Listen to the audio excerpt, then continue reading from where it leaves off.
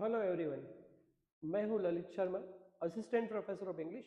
और आज मैं आपके सामने आया हूं बात करने के लिए आरपीएससी ग्रेड्स की जो एग्ज़ाम है हमारा सेकेंड ग्रेड और फर्स्ट ग्रेड एग्जामिनेशन, और इसके अलावा ऐसे सारे एग्जामिनेशन जहां पर इंग्लिश है और जहां पर इंग्लिश ग्रामर का पार्ट है, उसका एक बहुत ही महत्वपूर्ण topic common idioms. Common idioms के बारे में आज हम बात करेंगे। ईडियम्स क्या होती है, इसके बारे में कहा जाता है कि ऑक्सफोर्ड डिक्शनरी ऑफ इंग्लिश जो है वो कह रही है कि अ कॉम्बिनेशन ऑफ टू और more words which functions as a unit of meaning as opposed to non-idiomatic expressions which are made of distinct meaningful parts। इसका मतलब ये है कि जब हम किसी बात को बताना चाह रहे हैं, उसका जो वर्ड टू वर्ड मीनिंग निकल रहा है वो वर्ड टू वर्ड मीनिंग नहीं है, उस मीनिंग के कुछ और मीन है, हिडन मीनिंग है, उसको हम कहते हैं ईडियम्स। तो इस प्रकार से thus an idiom is a group of two or more words which means something different from the meanings of the separate words। कि कुछ ऐसे वर्ड्स हैं जिनका मीनिंग अलग अलग निकलता है, जो अलग अलग उनको तोड़ने पर निकलता है। तो चलिए हम बात करते हैं बिना किसी देर की ईडियम्स, कुछ इंपॉर्टेंट ईडियम्स की हम बात करेंगे आज के वीडियो में। To keep one's fingers crossed, to keep one's fingers crossed, इसका मतलब होता है कि किसी अच्छी चीज की आशा करना या उम्मीद करना। इसका मतलब है hope for the best and nothing will happen to upset one's plan.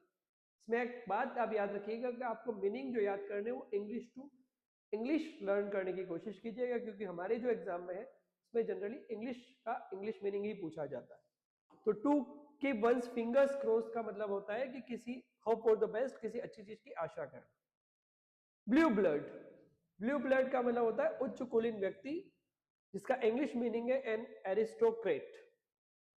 A snake in the grass, a snake in the grass का मतलब होता है आस्तीन का सांप होना, जिसका इंग्लिश मीनिंग है एन अनरिकॉग्निजेबल एनिमी, एक ऐसा एनिमी जिसको हम पहचान नहीं पाए। हमारा ही कोई फ्रेंड था लेकिन हमारे अगेंस्ट काम कर रहा था, that is a snake in the grass. To look blue, to look blue का मतलब होता है उदास दिखना, असंतुष्ट दिखना, सैड और डिसकंटेंट दिखना। टू लुक ब्लू, सैड और discontent.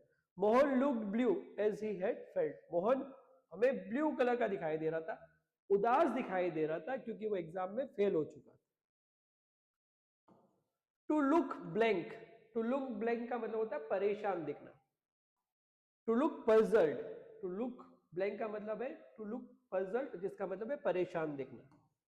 Eight daggers drawn, at daggers drawn का मतलब होता है इन ओपन एनिमिटी, यानी कि कटु शत्रुता होना, आमने सामने कोई बात हो और सीधी से तलवारें निकल जाए, इतनी एनिमोसिटी होना, जिसका मतलब है at daggers drawn.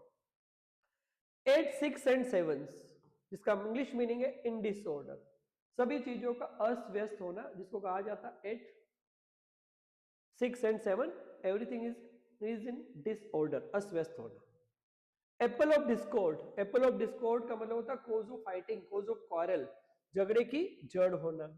Kashmir is the apple of discord between India and Pakistan.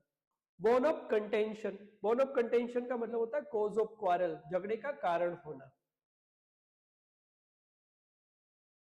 Eight one's back and call, at one's back and call का मतलब होता है किसी की सेवा में तत्पर होना, कि किसी कोई ऐसा व्यक्ति है जिसको एक कॉल लगाया और आपके लिए हमेशा मदद करने के लिए आ गया है। At one's service, he is always at the back and call of his father, वो अपने फादर के एक कॉल पर उनकी सेवा में तत्पर हो जाता है, मतलब उनकी सेवा के लिए हमेशा तैयार रहता है। यहाँ पे कॉल का मतलब टेलीफोनिक कॉल से मतलब नहीं है।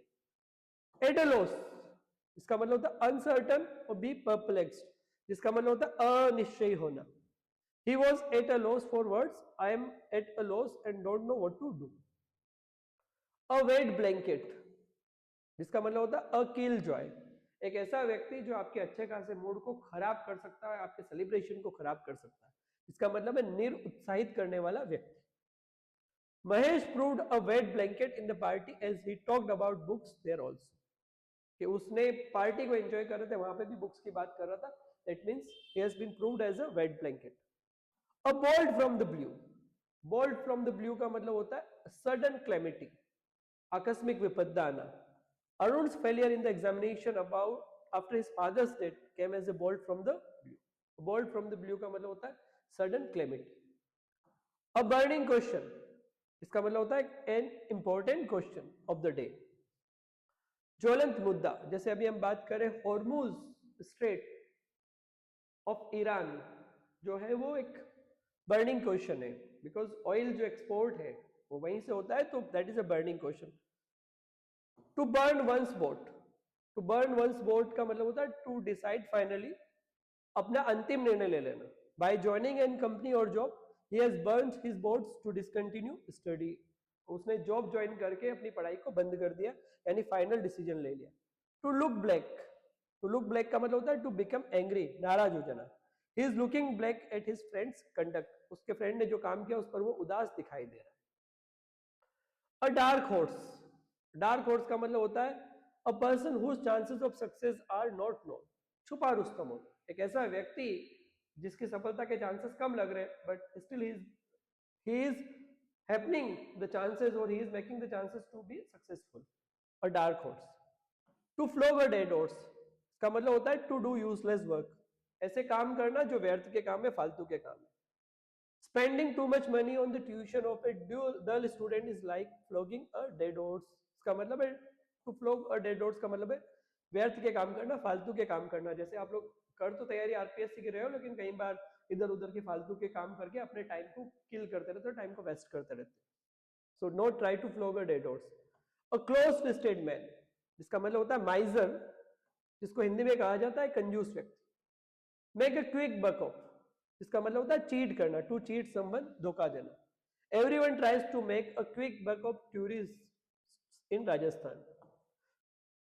To put on airs, that means to look important, महत्वपूर्ण होना. His selection in RS examination has made him put on airs. Put on airs का मतलब होता है to look important, महत्वपूर्ण व्यक्ति हो जाना. From pillar to post, from one place to another, जिसका मतलब होता है दर दर की ठोकरें खाना. In doldrums, to be in trouble, संकट की स्थिति में होना. The future of tourism in Rajasthan is in doldrums. Doldrums का मतलब होता है संकट में होना. To smell a rat, to suspect, शक होना. His neighbors plotted to cheat him but he smelled the rat. To smell a rat का मतलब होता है to suspect a trick, शक होना. To win laurels, to earn reputation or honor, सम्मान को अर्जित करना. His success in RS won him laurels. My success in assistant professor examination has won me laurels, to get the honor or reputation. और वास्तव में भी मिलता है, आप लोग पढ़ते रहिए, जो आपकी डेस्टिनी को बदल देगा. To keep one's head, to keep calm, to remain cool, धैर्य रखना. Vajpayee keeps his head during the debates in parliament. Heads over heel, completely or deeply, पूरी तरह से उस चीज में डूब जाना. heads over heel, सर से लगाकर पांव तक. he is heads over heel in debt, वो पूरा तरह से कर्ज में डूबा हुआ है. To cut a sorry figure, to turn out a bad performance, इसका मतलब है अच्छा प्रदर्शन नहीं कर पाना. To read between the lines, in literature we read between the lines, we try to understand the hidden meaning, छुपे हुए अर्थ को समझना, शब्दों के मीनिंग को नहीं, जो मतलब है, जैसा शायरी में किया जाता है, जैसा पोइट्री में किया जाता है, उन वर्ड्स के मीनिंग को फाइंड आउट करना. Ins and outs, to know all the secret, सारे सीक्रेट को जानना. Gift of the game, a person who is having a natural talent for the speech, भाषण की प्रतिभा होना. To miss the boat, to miss an opportunity, अवसर को गंवाना. टू मिस द बोट का मतलब होता है कि अवसर को गंवाना.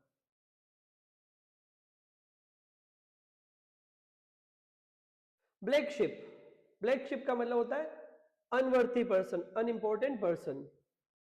ब्लैक शिप, अनवर्थी पर्सन, अयोग्य व्यक्ति. अबाव बोर्ड, इसका मतलब होता है फेयर और डिसेंट, ईमानदार या साफ सुथरा व्यक्ति. To burn one's fingers, to get into unexpected trouble, इसका मतलब होता है कि टू बर्न वंस फिंगर का मतलब होता है अनावश्यक रूप से खतरा मोल लेना या अनावश्यक रूप से खतरे में पड़ जाना. To stir up a hornet's nest, इसका मतलब होता है टू क्रिएट अ टर्बल, मुसीबत को मोल लेना या शत्रुओं को छेड़ना. You criticise your enemy, it will be stirring up a hornet's nest, इसका मतलब होता है दुश्मनी को मोल लेना अपने आप.